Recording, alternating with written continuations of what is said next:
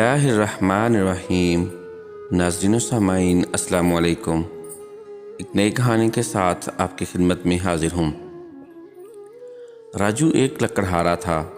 اس کی عمر 18-19 سال کی تھی۔ وہ اپنی ماں کے ساتھ ایک گاؤں میں رہتا تھا۔ وہ روز جنگل سے لکڑیاں کاٹتا اور انہیں فروخت کر کے ان سے ملنے والی رقم اپنی ماں کو لا کر دے دیتا، جس سے وہ گھر کا خرچ چلاتی۔ ایک روز راجو جنگل سے لکڑیاں کاٹ کر واپس گھر آ رہا تھا تو اس نے جھاڑیوں میں ایک کتا دیکھا۔ اپنی بڑی جسامت اور شکل و صورت سے وہ کسی اچھی نسل کا لگ رہا تھا۔ اس کے گلے میں ایک قیمتی پٹا تھا اور اس پٹے پر اس کا نام بھی درج تھا، ڈبو۔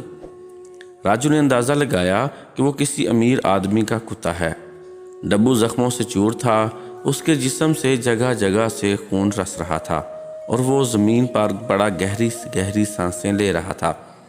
راجو اس کے نزدیک آیا تو اسے رحم طلب نظروں سے دیکھنے لگا۔ راجو کو ڈبو پر بہت ترس آیا۔ اس نے لکڑیوں کا گٹھا ایک طرف رکھا اور اسے اٹھا کر گھر لے آیا۔ اس کی ماں ایک رحم دل عورت تھی۔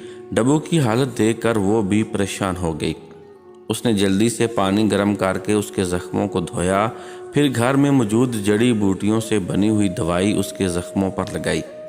ڈبو کی حالت ذرا سنبھلی تو اس نے دودھ میں روٹی بھگو کر اسے کھلائی اور نرم سوکھی گھاس کا بستر بنا کر اس میں لٹا دیا۔ جب ان تمام کاموں سے فرصت مل گئی تو راجو دوبارہ جنگل گیا۔ وہاں سے اپنی لکڑیوں کا گٹھا اٹھا کر انہیں بازار میں بیچنے نکل گیا۔ اس دوران وہ مسلسل ڈبو کے متعلق سوچے جا رہا تھا۔ اس کے جسم پر لگے زخم کسی تیز دھار ہتھیار کا نتیجہ معلوم ہوتے تھے۔ وہ حیران تھا کہ اس بے زبان پر کس نے اتنا ظلم کیا ہوگا۔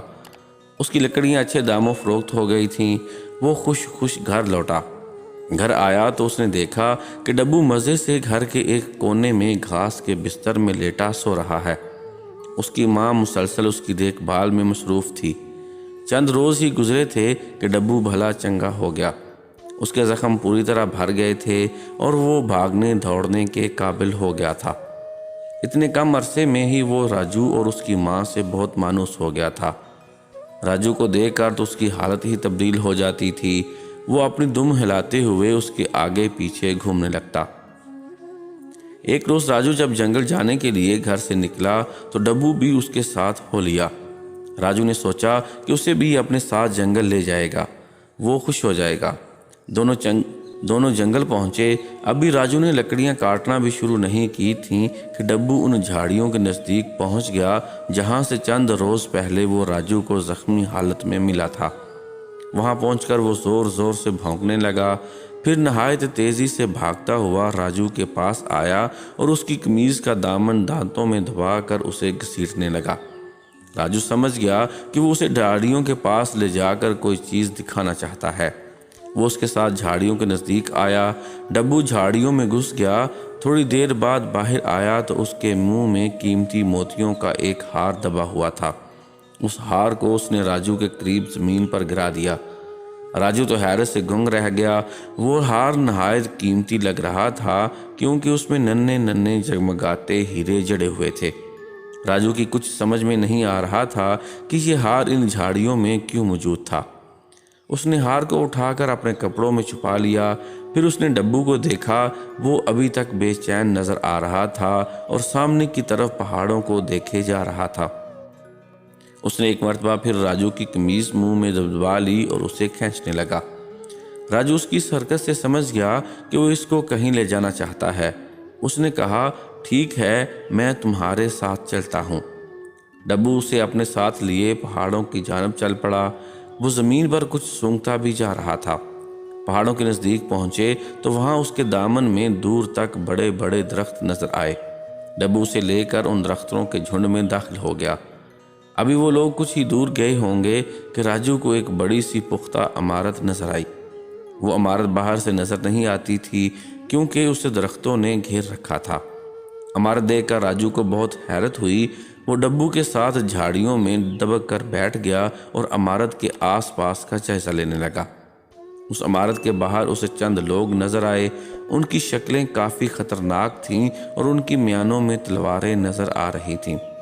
ان لوگوں کو دیکھ کر ڈبو ایک مرتبہ پھر بے چین ہو گیا اور آگے بڑھنے کی کوشش کرنے لگا۔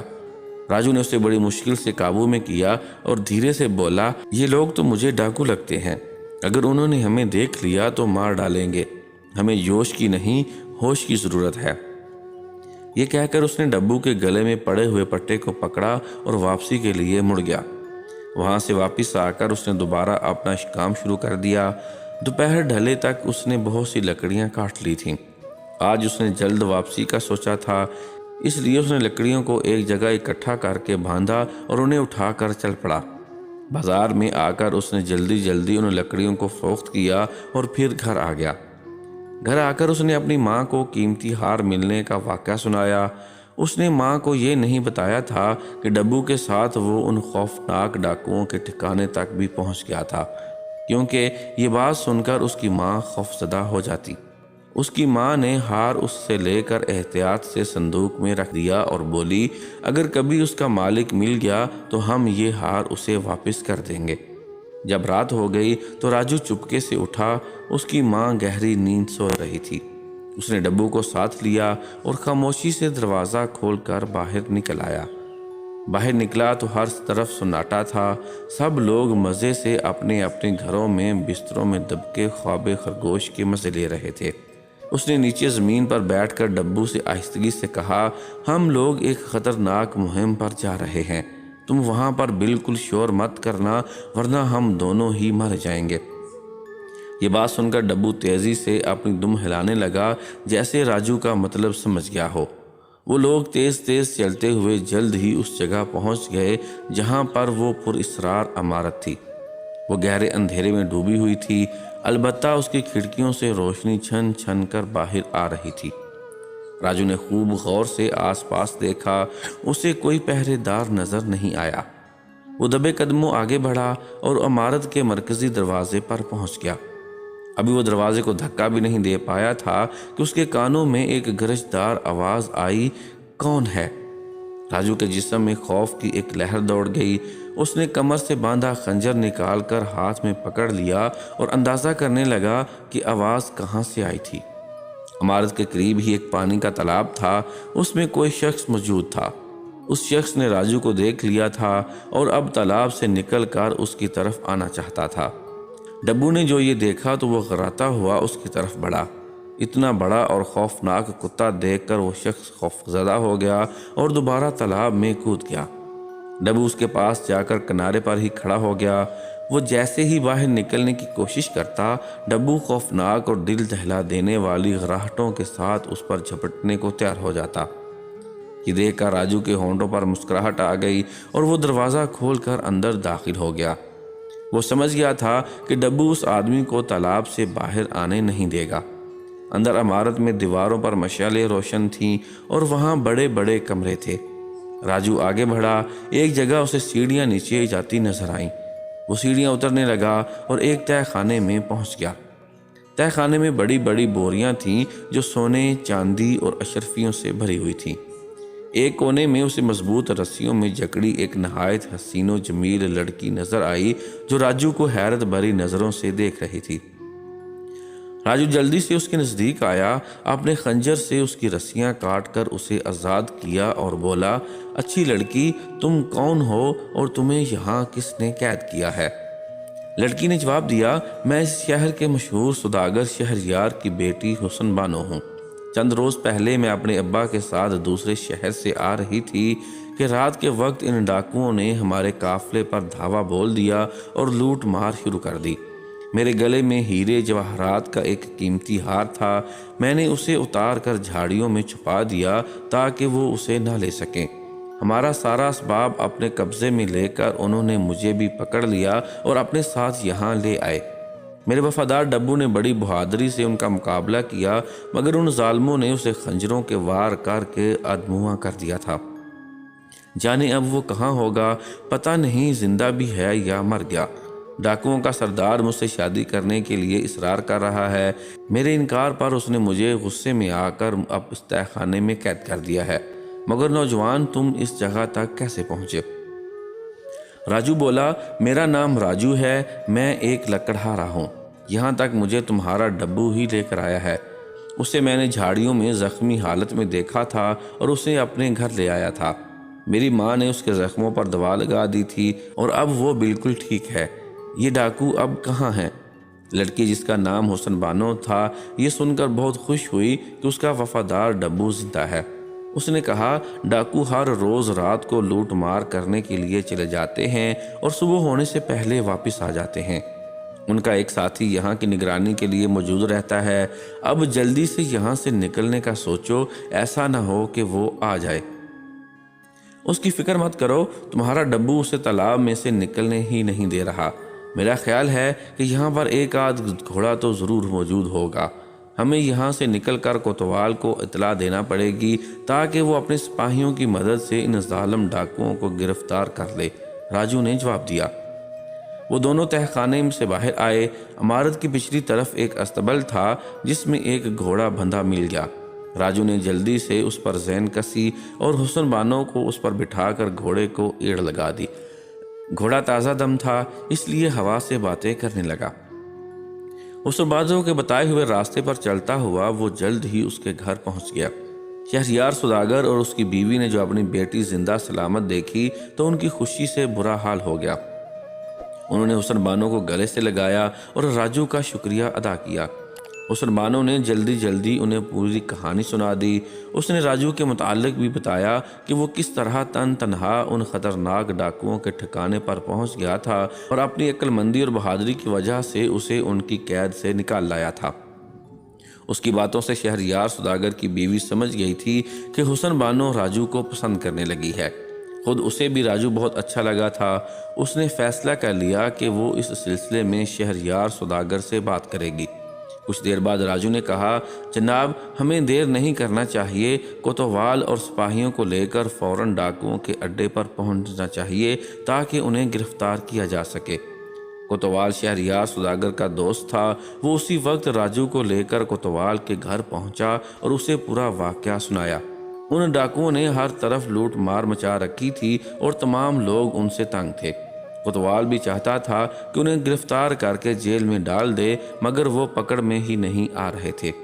شہریار سوداگر کی کہانی سن کر اس نے بہت سارے سپاہیوں کو تیار کیا اور راجو کے ساتھ ڈاکوؤں کے ٹھکانے پر پہنچ گیا۔ ڈبو نے ابھی تک ڈاکوؤں کے ساتھی کو تالاب سے نہیں نکلنے دیا تھا۔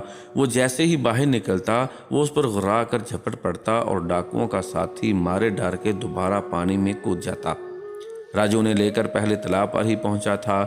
سپاہیوں کو دیکھ کر ڈاکوؤں کے ساتھی نے پانی میں ڈبکی لگا کر ان سے بچنا چاہا مگر کب تک؟ جلد ہی اسے سانس لینے کے لیے اوپر آنا پڑا۔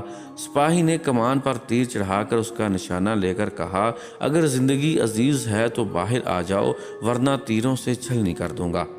ڈاکوؤں کا ساتھی خوف سے لرزتا ہوا باہر نکلا اور اسے سپاہیوں نے گرفتار کر لیا۔ کوتوال نے اپنے سپاہیوں کو ادھر ادھر چھپا دیا اور ڈاکوؤں کو واپسی کا انتظار کرنے لگے۔ صبح ہونے والی تھی۔ زیادہ دیر نہیں گزری تھی کہ ان کے کانوں میں گھوڑوں کی ٹاپوں کی آوازیں آنے لگی۔ سب ہوشیار ہو گئے۔ جلد ہی ڈاکو وہاں پہنچ گئے۔ ان کے سردار نے کہا لگا کر کہا، آج تو ہمارے ہاتھ بہت سا مال لگا ہے۔ میں بہت خوش ہوں، ہماری دولت میں روز بروز اضافہ ہوتا جا رہا ہے۔ اس کے ساتھی گھوڑوں پر لدے لوٹ مار کے سامان سے بھرے تھیلے اتارنے میں مصروف تھے کہ کوتوال کا اشارہ پاتے ہی تمام سپاہی تلواریں ہاتھ میں لے کر ان پر ٹوٹ پڑے اور جلد ہی انہیں قابو کر کے ان کی مشقیں کس دی۔ سارے ڈاکو زمین پر بندھے پڑے تھے اور خوف بڑی نظروں سے کوتوال اور سپاہیوں کو دیکھ رہے تھے۔ اس کے بعد ان کی واپسی ہو گئی۔ شہریار سوداگر راجو کا بہت احسان مند تھا اور اس نے اس کی بہت خاطر مدارت کی۔ اگلے روز راجو نے جھاڑیوں سے ملنے والا ہار بھی شہریار سوداگر کے حوالے کر دیا۔ بادشاہ کو بھی اس واقعہ کا علم ہو گیا تھا۔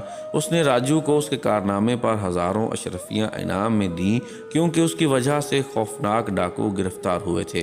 کوتوال نے بھی اس کا بہت شکریہ ادا کیا۔ شہریار سوداگر تو راجو سے بہت ہی خوش تھا۔ اس کی ہمت اور بہادری کی وجہ سے اس کی بیٹی اسے واپس ملی تھی۔ ایک روز وہ اس کا شکریہ ادا کرنے اپنی بیوی اور بیٹی کے ساتھ اس کے گھر بھی آیا۔ ڈبو بھی ان لوگوں کے ساتھ تھا۔ راجو کی ماں انہیں دیکھ کر بہت خوش ہوئی۔ وہ اس بات پر پھولے نہیں سما رہی تھی کہ اس کے بیٹے نے اتنی بہادری کا کام سر انجام دیا ہے جس کی سب تعریف کر رہے ہیں۔ سوداگر راجو کی شرافت اور ایمانداری سے بھی بہت متاثر تھا، کیونکہ اتنی غربت کے باوجود اس نے حسن بانو کا ہیرے جواہرات کا قیمتی ہار بھی اسے واپس کر دیا تھا، جو ڈاکوؤں کے حملے کے دوران اس نے جھاڑیوں میں چھپا دیا تھا۔ اس نے فیصلہ کر لیا کہ وہ حسن بانو کی شادی ایماندار اور بہادر راجو سے ہی کرے گا۔ اسے اپنے فیصلے کا اظہار جب اپنی بیوی کے سامنے کیا تو وہ بھی بہت خوش ہوئی اور بولی، میں خود آپ سے یہ بات کرنے والی تھی۔ حسن بانو کے لیے ہمیں راجو جیسا شوہر ڈھونڈنے سے بھی نہیں ملے گا۔ چند دنوں بعد راجو اور حسن بانو کی بڑی دھوم دھام سے شادی ہو گئی۔ راجو اس شادی سے بہت ہی زیادہ خوش تھا۔ اس نے جب پہلی بار حسن بانو کو دیکھا تھا تو وہ اسی وقت سے اسے اچھی لگنے لگی تھی۔ بادشاہ نے انعام میں جو اشرفیاں راجو کو دی تھیں، ان سے اس نے شہر میں ایک بہت بڑا گھر خرید لیا اور خود بھی تجارت کرنے لگا۔ اب اس کے دن پھر گئے تھے اور وہ اپنی ماں اور حسن بانو کے ساتھ ہنسی خوشی زندگی گزارنے لگا تھا۔